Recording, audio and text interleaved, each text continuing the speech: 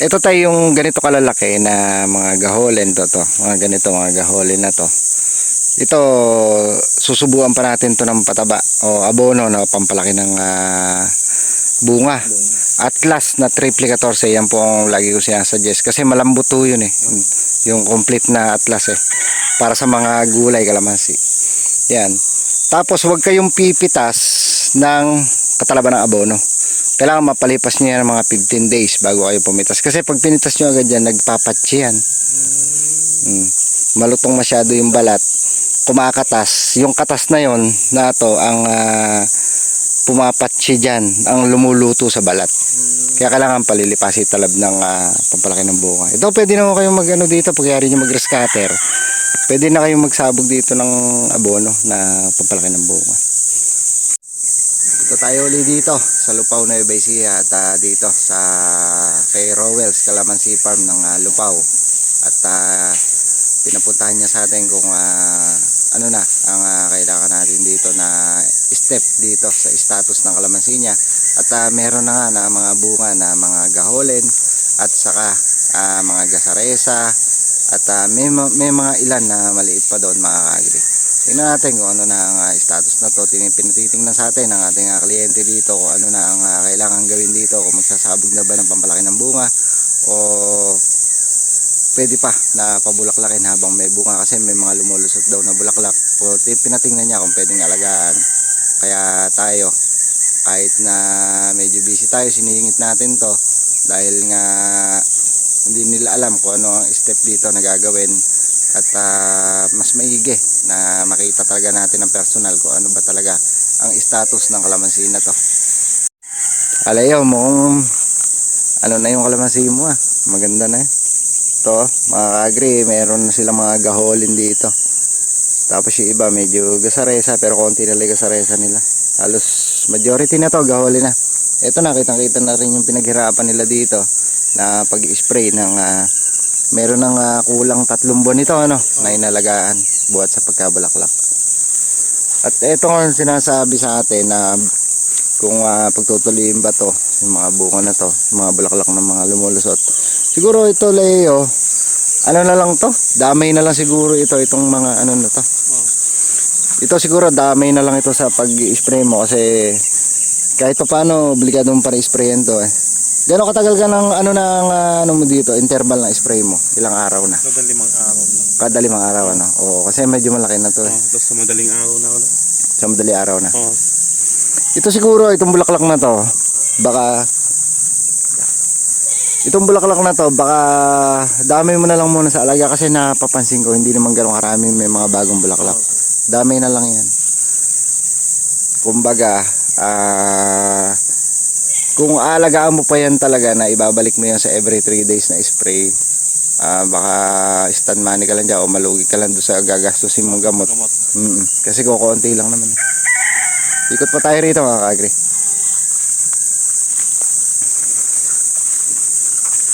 Ito mga hitik na rin ito sa bunga. Ayan gaganda. Ito pa. Ganda na rin yung mga bunga nila.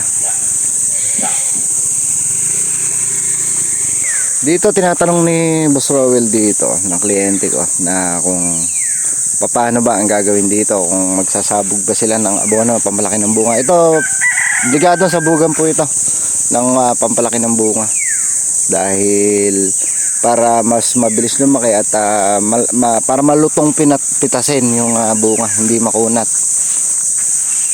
Pero hitik na rin sa bunga yung mga naiwan na yung mga inabutan namin noon. Ayan malapit na nga yung iba. Lalaki na. Lampas gaholi na yung iba mga kaagri. Kung tutusin nga ito, pitasin na nga ito. Itong ano na to. Dalawa na to.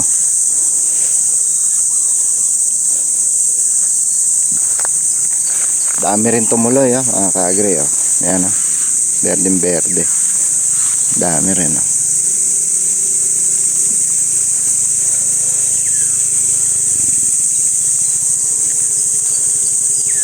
Eto Leo, yung mga walang bunga, tulad na to, walang bunga. Pwede mo natin i-pruning yung mga walang bunga para bumuka na ilalim. Yung mga wala lang bunga, pero yung mga may bunga, huwag mo ipoproning. Saka na lang. Kasi marami na rin tumatayog. Ganyan talaga pagka nagpabunga, mabilis lumago yung kalamansi. Kasi nakaka-volume ng ano yan ng abono pagka nagpapabunga talaga. Kaya mas mabilis lumago yung kalamansi kapag nag-start. Mga ilang gusto ito ba? Kawan po ito. Mga yung iba kulang isang buwan, yung iba niyan mga isang buwan. Tulad po na to. Tay. Itong tatlo na to. 20 days lang to o 15 to 20 days lang to pwede na to. Ganito.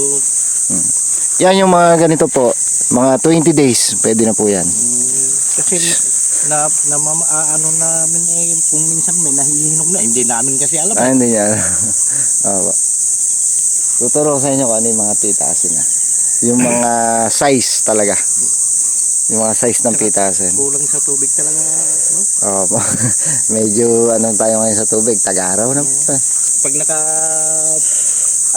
rating ka na sa dulo, dito, Tuyo na, wala po. Ganun talaga.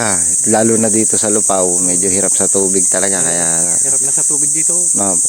Pero kahit hirap sa tubig, gaganda ng kalamansi nyo, berde. Buhay na buhay naman.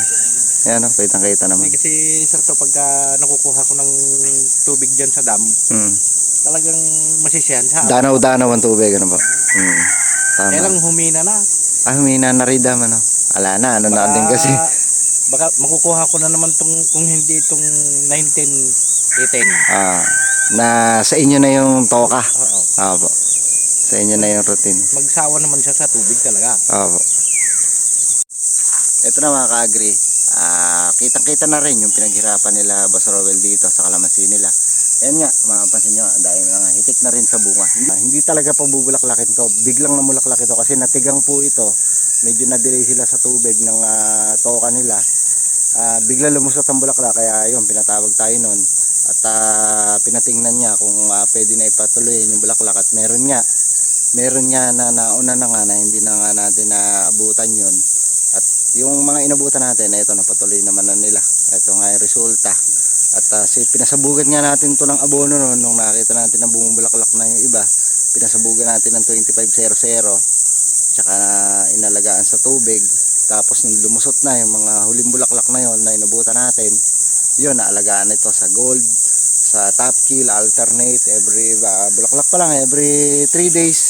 Tapos nung natagtag na, every 4 days, papadalang na po ng papadalang yan. At ngayon, pwede na po sila dito mag-weekly ng spray dito. Kasi may gaholen, may tres, at meron na nga, halawin yung iba, yung ibang puno.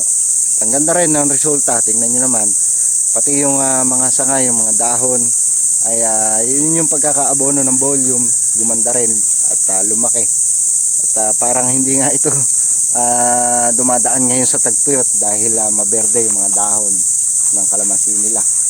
Masiglang-masigla ngayon. Ibang-iba po ito. Nung una natin itong nahawakan, nung una natin ito napuntahan, itong kalamansian nila Sir Rowell sa Leo. Iba talaga kapag inalagaan at nasa tamang pag-aalaga. Kahit na medyo nadidelay sa tubig ngayon, nakita nyo naman, ayun nga, ang gaganda. Sabi nga ng biyanan ni Leo kanina, medyo hirap sila sa tubig ngayon. Pati yung dam na kinukuhanan nila ng tubig, umuunti na rin. Kaya minsan matagal yung ikot yung toka nila, matagal dumating sa kanila kasi nga sa hina na ng tubig. Pero kahit papano, survive pa rin yung kalamansi ng kliyente natin dito sa Lupaw. Makikita nyo nga, parang hindi nabibitin sa tubig. Berde, magaganda, malalapad ang dahon.